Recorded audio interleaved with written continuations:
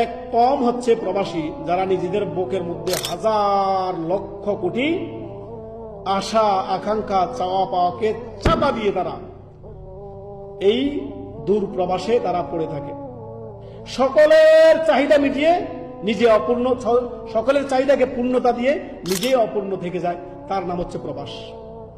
বহু কষ্টকে বুকে চাপা দিয়ে থাকার নাম হচ্ছে প্রবাস।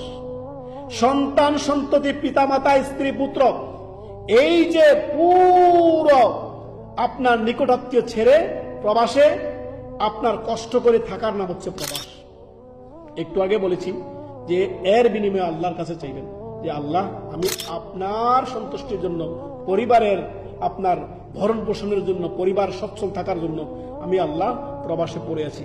কার না চায় সন্তানকে নিয়ে আপনার দুবেলা খাবার দাবার খাওয়ার? কার মন না চায় যে বাবা মায়ের সাথে থাকার? কার মন না চায় যে স্ত্রীর সাথে আপনার বসবাস করার? কার না মন চায়?